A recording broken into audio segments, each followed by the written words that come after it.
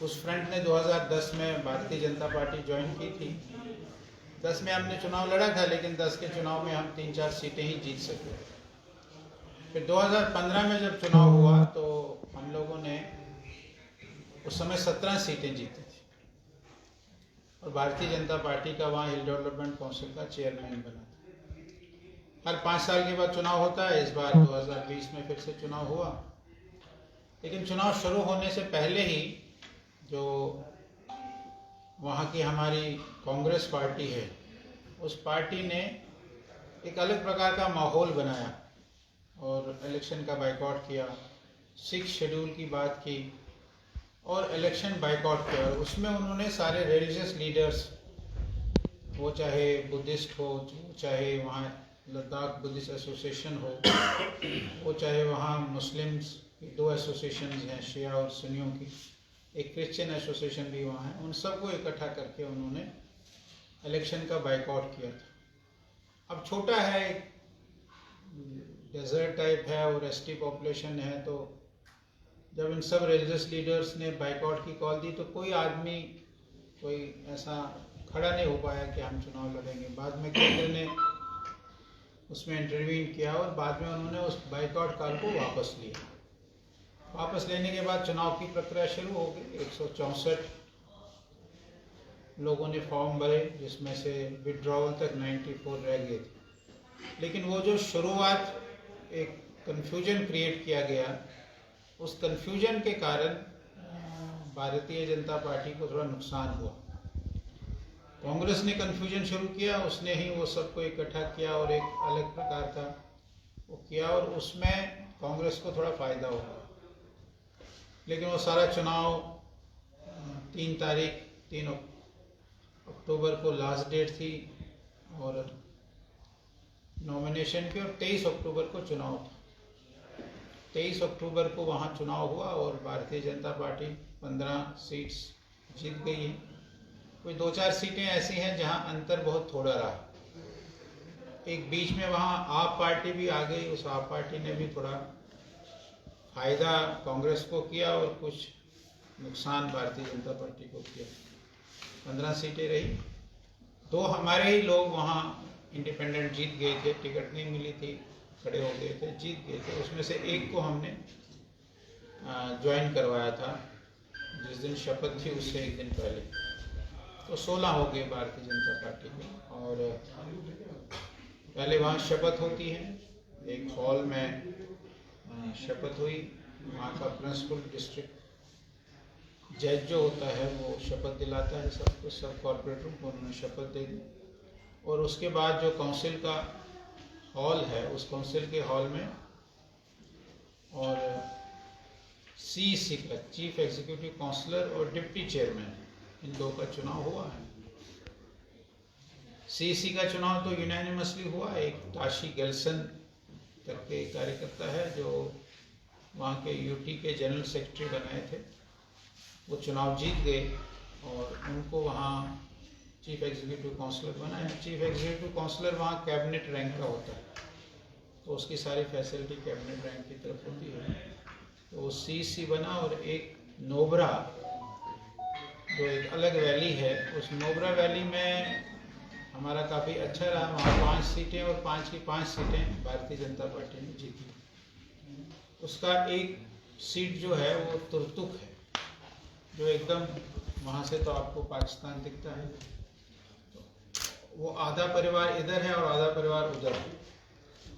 तो वो तुर्तुक सीट भी भारतीय जनता पार्टी ने पहली बार जीती, जहाँ 100% मुस्लिम वोट था। वो भारतीय जनता पार्टी ने जीती और 5 की 5 सीटें भारतीय जनता पार्टी ने नोबरा वैली से जीती है। और वहाँ का जो अंगचुक करके डिस्किट नाम की कॉन्स्टिट्यूंसी से जीता हुआ, उसको वहाँ डिप्टी चेयरमैन बनाया। वहाँ भी कांग्रेस ने चाल खेली बड़ी ज़बरदस्त, अपने लोगों में फूट डालने के लिए। सीईसी में तो कुछ नहीं कर सके, सीईसी के चुनाव में तो यूनानिमसली हो गया। जब डिप्टी चेयरमैन का चुनाव हुआ तो हमारे लोगों ने जिसको तय किया था, उसको किसी ने प्रपोज किया, दूसरे ने सेकंड किया। तो जो वहाँ चीफ एग्जीक्यूटिव ऑफिसर है डीसी, उसने बाकियों से पूछा, कांग्रेस से एक खड़ा हो गया, उसने हमारे में से एक को, जो पहले डिप्टी चेयरमैन था, उसको प्रपोज किया, और कांग्रेस के ही एक दूसरे ने सेकंड किया। संडुप है उसका नाम, वो भी नोबरा का है, उसको उन्होंने प्रपोज किया कि ये डिप्टी चेयरमैन हो। लेकिन फिर महानता है उस व्यक्ति की कि उसने वहाँ पे विड्रॉ कर दिया कि मैं इस रेस में नहीं हूँ, मैं डिप्टी चेयरमैन बनने वाला नहीं हूँ।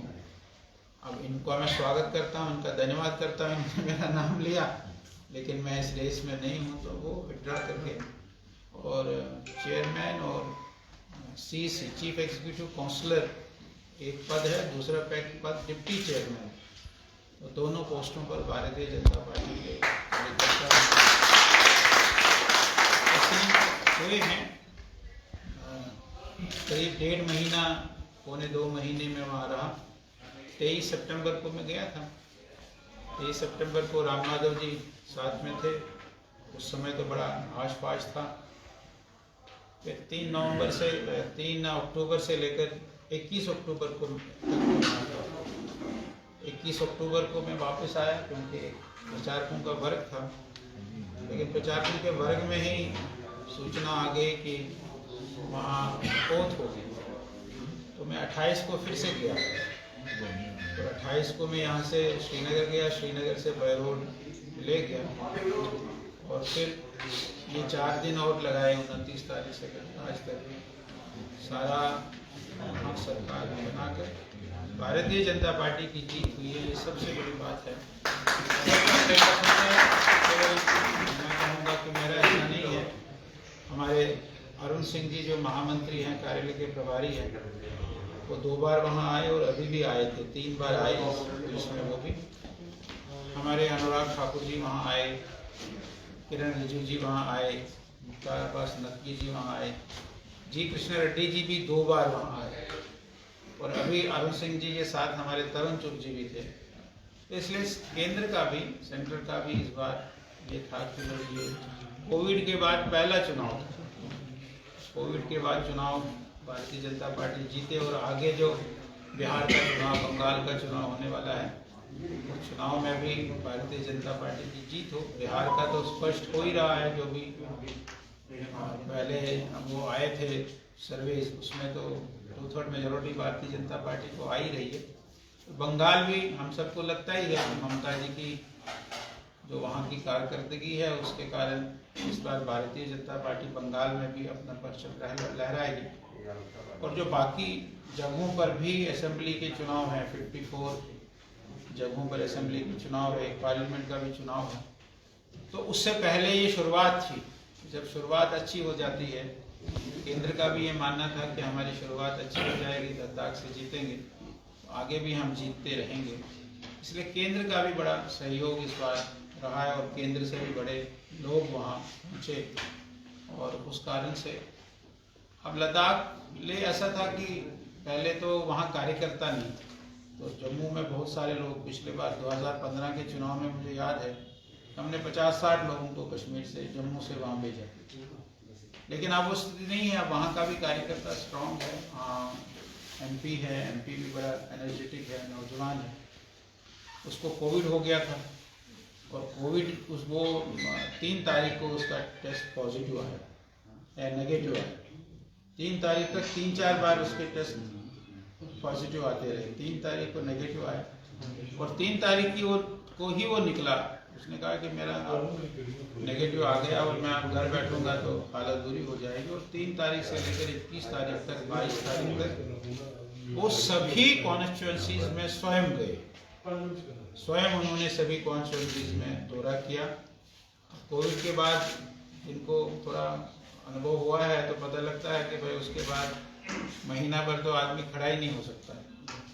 लेकिन उसने इतना सारा करने के बाद भी कोविड, एक दिन 3 को नेगेटिव रिपोर्ट आने के बाद लगातार 3 से लेकर 21 तारीख तक 18 दिन उसने न दिन देखा न रात देखा, पूरे 26 की 26 कॉन्स्टिट्यूंसीज में प्रवास किया। इसलिए इस बार उन्होंने जम्मू के लोगों को कष्ट नहीं दिया है, लेकिन जम्मू भारतीय जनता पार्टी की जीत हुई है, हमारी पड़ोसी स्टेट है, यूटी है, उसमें जीत हुई है, हमारी जीत है। इस विश्वास के साथ हम आगे बढ़े। थोड़ी है वहाँ थोड़ी समस्याएं खड़ी हो गई है, कुछ राष्ट्रीय है, कुछ अंतर्राष्ट्रीय है, उनको भी पार्टी से बातचीत करके उनको कैसे ठीक किया, इस पर भी हम लोग चर्चा करेंगे। मैं फिर एक बार आप सब लोगों को धन्यवाद करता हूँ कि आपने भारतीय जनता पार्टी की जीत में